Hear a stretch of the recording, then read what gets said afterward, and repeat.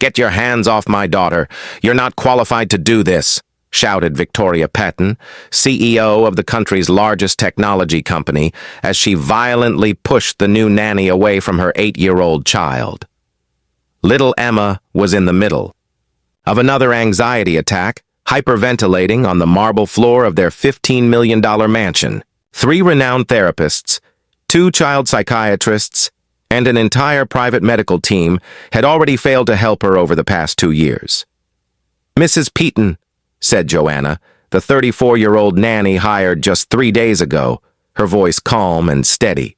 "Your daughter needs someone who understands what she's going through, not more people yelling at her." Victoria scoffed, her face tight with anger. "You're just a nanny. Don't lecture me with your cheap magazine psychology. Emma needs real professionals." Joanna stood still, watching the child thrash on the floor while her billionaire mother continued to bark orders.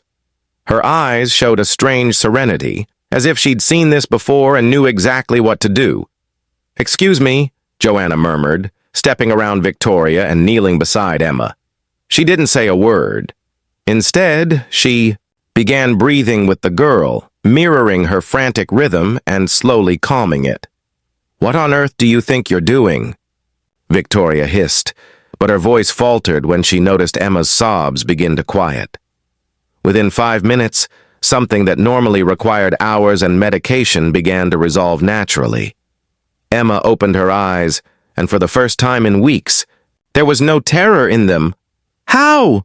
Victoria asked, almost whispering. Joanna helped Emma sit up, keeping her tone low and gentle. "Sometimes the simplest answers are the ones people fear the most," Joanna said softly. Victoria studied the nanny, baffled at how a woman without an expensive degree had accomplished, in minutes, what elite specialists couldn't in years. There was something about Joanna, something that suggested experience far beyond any resume. "Mommy," Emma whispered, still clinging to Joanna's hand. She made the bad feeling go away.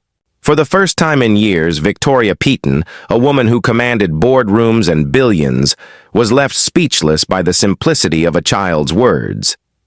If this story of transformation moved you, subscribe to learn how an unqualified nanny would go on to teach one of the most powerful women in the world that not all knowledge comes with a diploma. In the days that followed, Victoria watched Joanna with the suspicion of a woman used to controlling every variable in her life. But the results were undeniable. Emma slept through the night, ate without distraction, and even attended school without panic attacks. "This is temporary," Victoria muttered during a call with her assistant. "She's probably using something. Maybe sedatives. Look into her past. I want everything." When the report came back, Victoria was furious. Joanna Williams had no college degree. She had worked in modest households and, worse, had grown up in public orphanages. "How could someone like this understand a child like Emma?" she snapped, tossing the papers aside. Meanwhile, in Emma's designer-decorated room, the little girl laughed for the first time in months. Joanna had turned breathing exercises into a game, imagining each deep breath as magical armor against fear. "My mom doesn't like you," Emma said innocently, as she arranged her books the way Joanna had taught her. "I know," Joanna replied calmly, folding clothes. "Your mother is used to solving problems with money. She doesn't realize some things can't be bought." Victoria chose that exact moment to enter the room. "Joanna, we need to talk. Now." In the main office overlooking the $2 million garden, Victoria crossed her arms. "You're filling my daughter's head with your simplistic ideas. She needs medical treatment, not childish games from someone with no qualifications."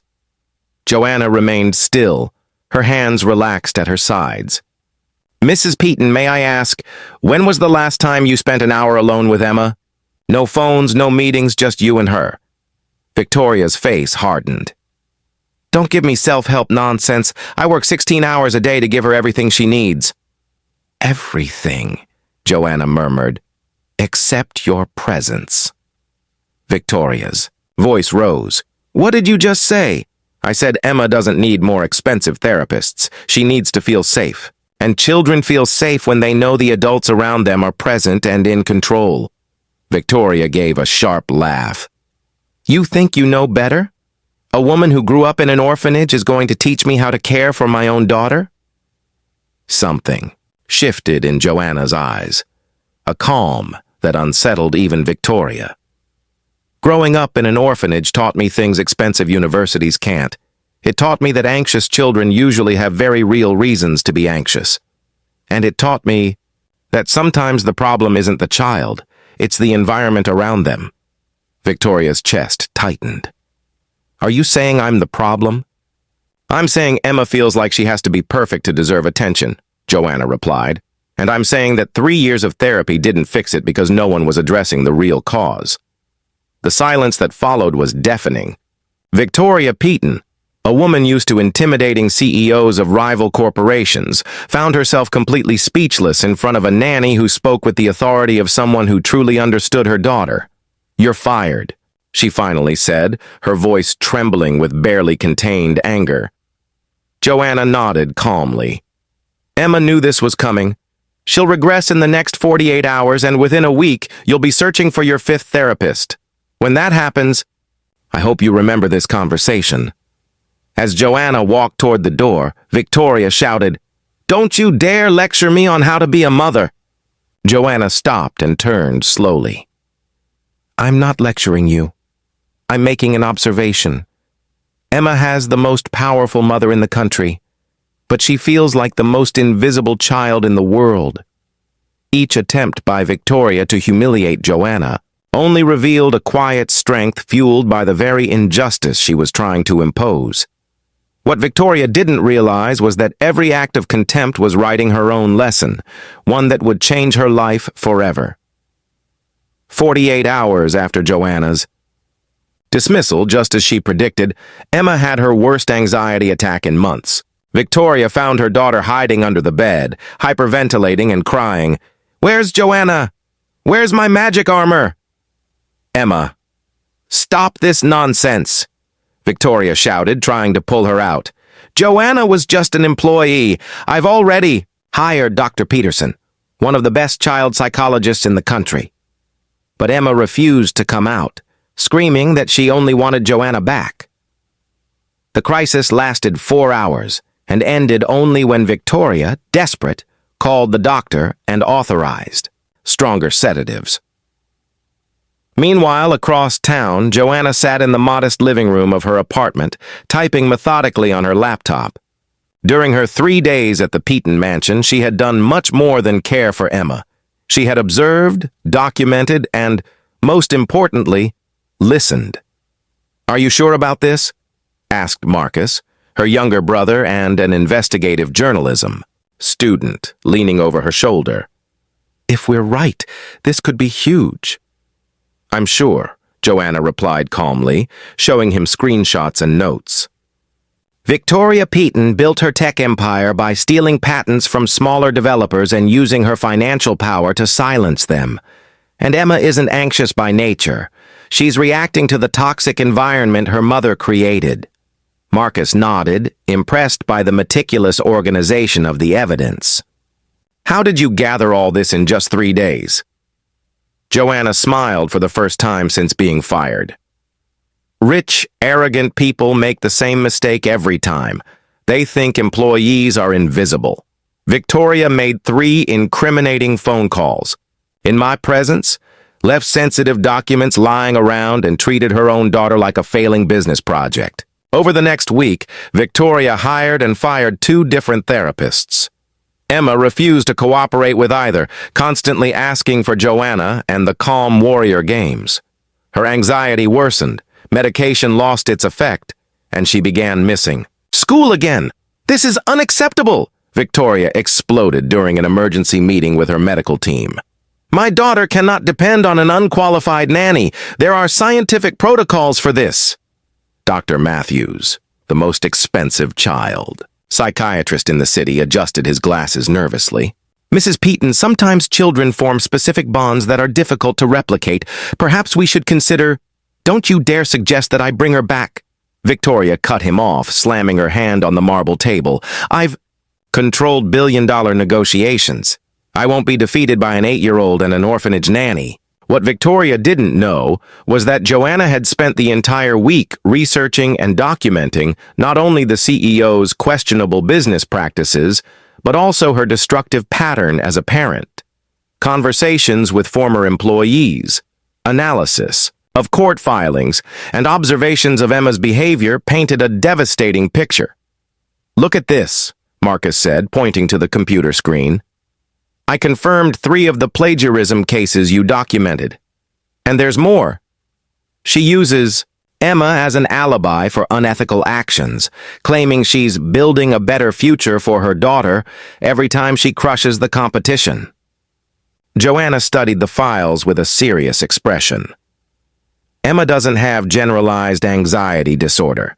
She's showing signs of post-traumatic stress, from living with a narcissist who treats love like a performance and approval like currency. The turning point came when Victoria, in growing desperation, decided to publicly boast about firing the nanny. In an interview with a major business magazine, she said, "Some people think money and education don't matter, but I've proven that professional methods always trump amateur intuition when it comes to a child's well-being." The article ran with the headline, "Billionaire CEO explains how corporate discipline solves even family problems." Victoria shared it across all her social media platforms, adding, "Lesson learned. Never let sentimentality compromise important decisions." Effective leadership, business. Joanna read the article, closed her laptop slowly, and said, "Now, she's given me exactly what I needed." "What are we going to do?" Marcus asked, watching the determination in his sister's eyes. "We're going to show Victoria Peaton that underestimating people is the most expensive mistake anyone can make," Joanna replied, already reaching for the phone. "And we'll do it using her own arrogance as a weapon." As she dialed the number she had memorized, Joanna smiled, thinking of Emma. Soon the girl would regain not only her magic armor against anxiety, but also a mother who would finally understand that being powerful does not mean having the right to hurt those who are vulnerable. What began as laughter at Joanna's dismissal soon turned into something unexpected. Not only in the modest apartment where Joanna meticulously planned her response, but also in the determined look now shining with an intensity that would make Victoria Peaton realize she had awakened a force even her wealth could not control. The call came on Monday morning as Victoria reviewed quarterly reports in her office overlooking the city. "Mrs. Peaton, this is Jennifer Walsh from Business Weekly magazine. We've received some very interesting information about your business practices and would like a statement." Victoria frowned, annoyed. "What kind of information?" "We have documented evidence that your company used facial recognition, algorithms specifically programmed to discriminate against black candidates in hiring. We've also received recordings of meetings where you authorized employee surveillance and—" The reporter's voice faltered slightly. "The use of your own daughter's confidential medical data for unauthorized advertising campaigns." Victoria's blood ran cold. "That's absurd.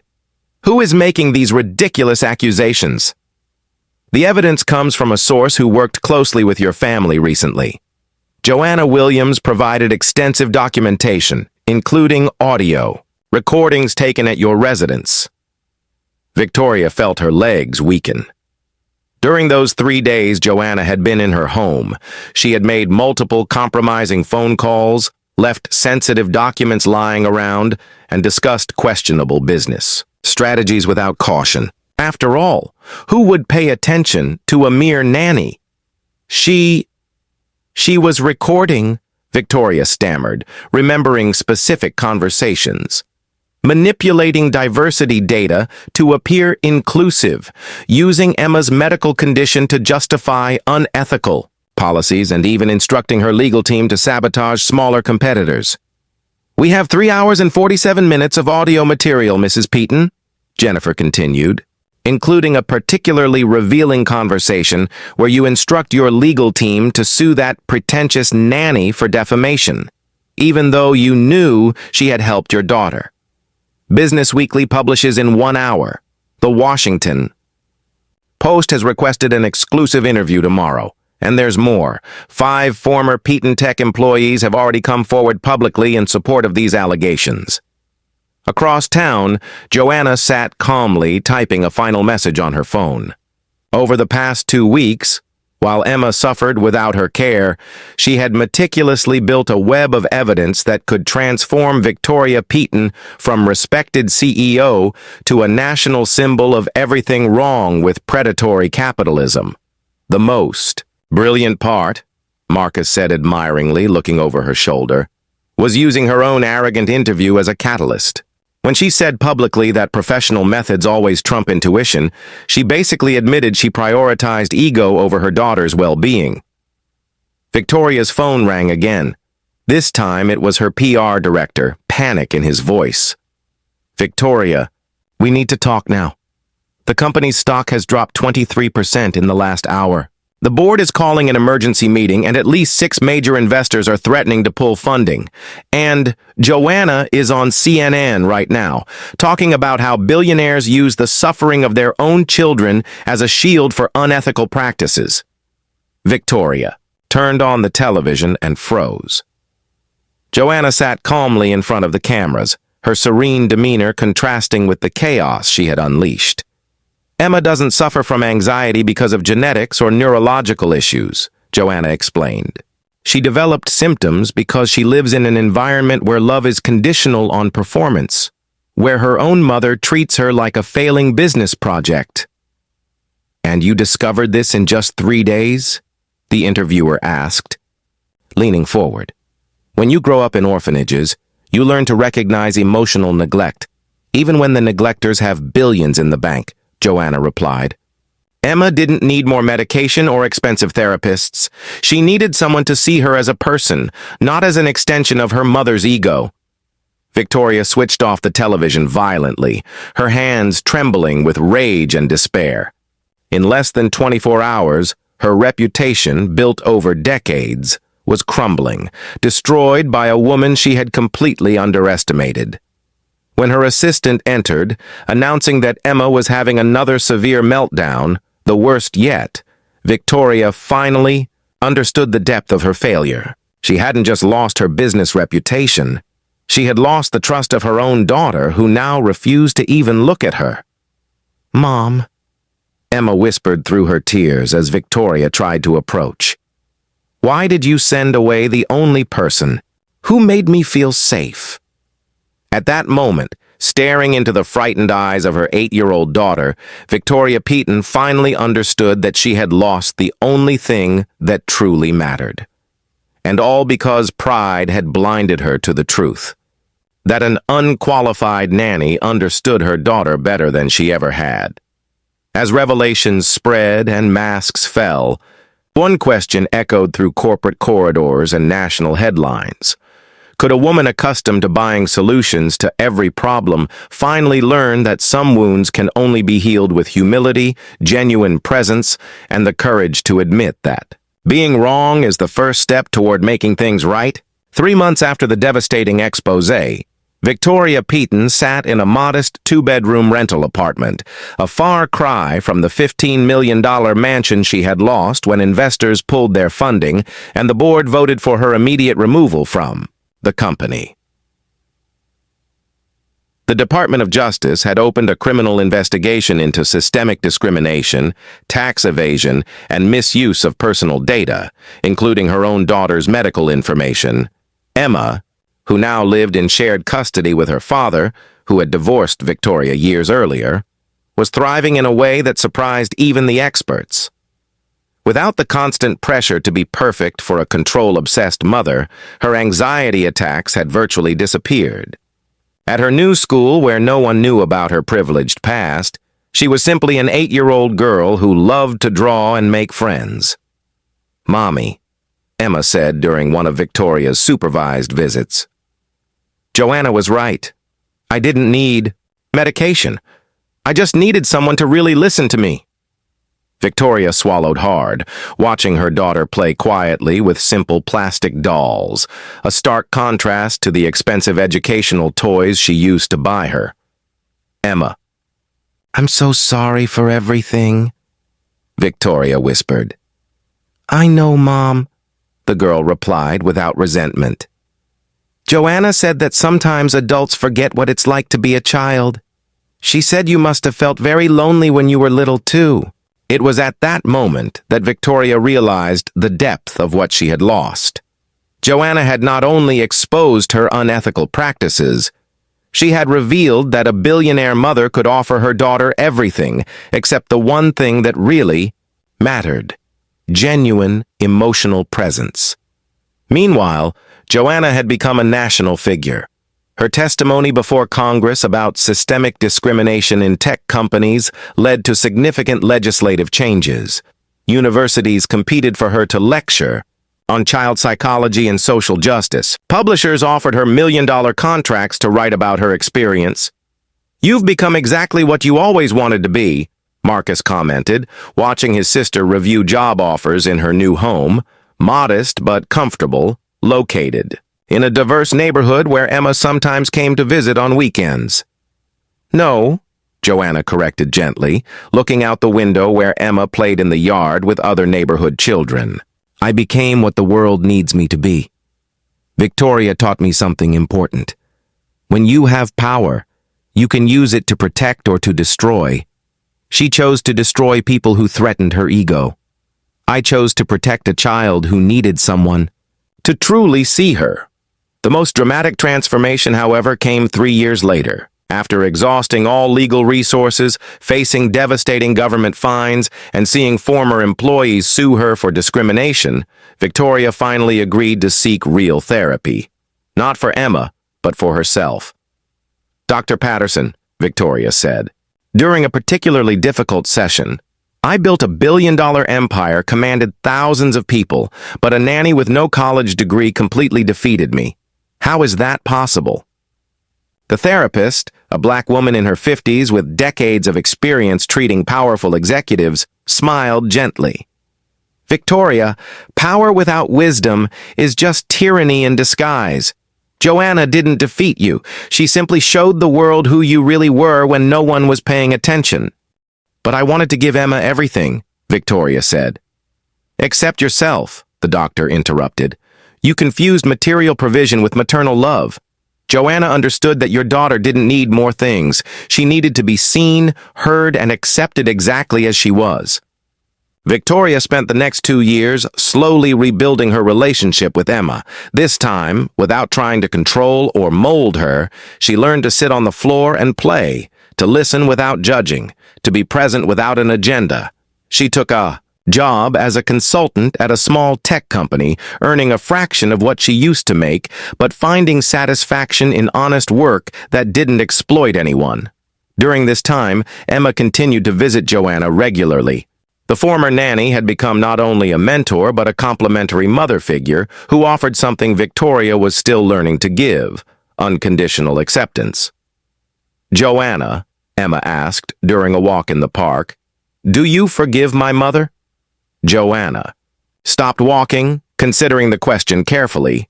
"Emma, forgiveness doesn't mean forgetting what happened. It means choosing not to let someone's actions poison your own heart. Your mother hurt me, but the pain she caused turned into strength to help other people. And more importantly, she's learning to be a better mother to you." 5 years after Victoria Peaton's downfall, a new federal law was passed, informally known as the Joanna Act, requiring technology companies to undergo regular diversity audits and face criminal penalties for systemic discrimination. Joanna, now leading her own institute dedicated to children's welfare, was invited to the signing ceremony at the White House. In the audience, sitting quietly in a simple chair at the back of the auditorium, was Victoria. She had lost everything: money, power, influence. But she had gained something she never knew she needed: the ability to love her daughter unconditionally and to look in the mirror without feeling ashamed of the reflection. When Joanna took the podium to speak, her eyes met Victoria's for a brief moment. There was no triumph, no resentment, just the silent recognition of two women who had traveled very different paths to arrive at the same understanding. That true power does not come from controlling others, but from transforming oneself. This law, Joanna said into the microphone, does not exist to punish those who discriminate, but to protect those who need protection. It was not born out of hatred, but out of love. Love for children like Emma, who deserve to grow up in a world where their value is not determined by the color of their skin, their zip code, or the size of their parents' bank account. After the ceremony, Victoria approached hesitantly.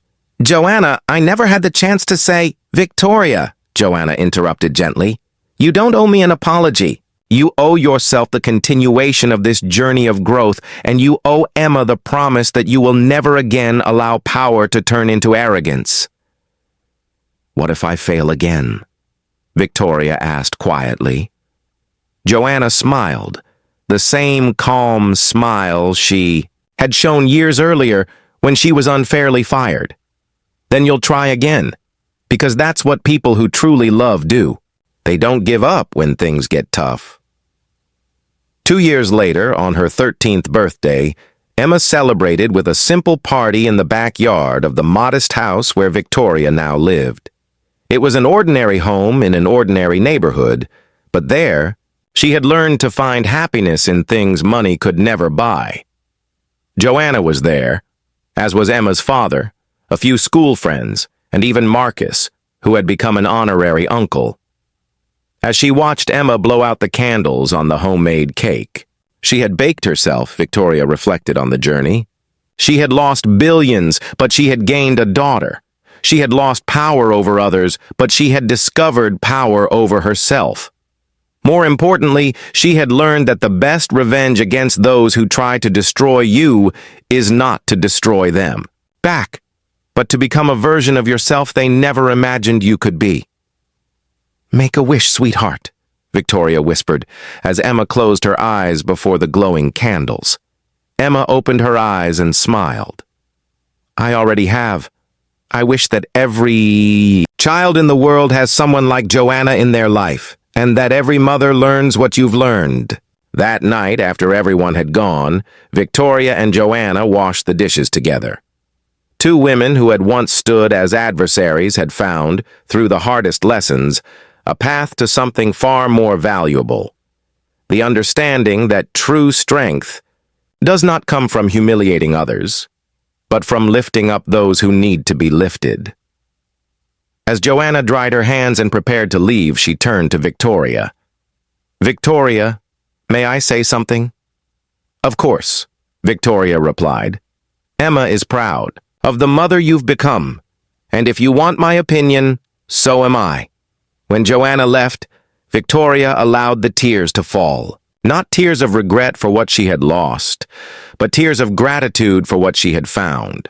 An unqualified nanny had taught her the most valuable lesson of her life, that true success is not measured by what you can buy, but by the love you can give freely.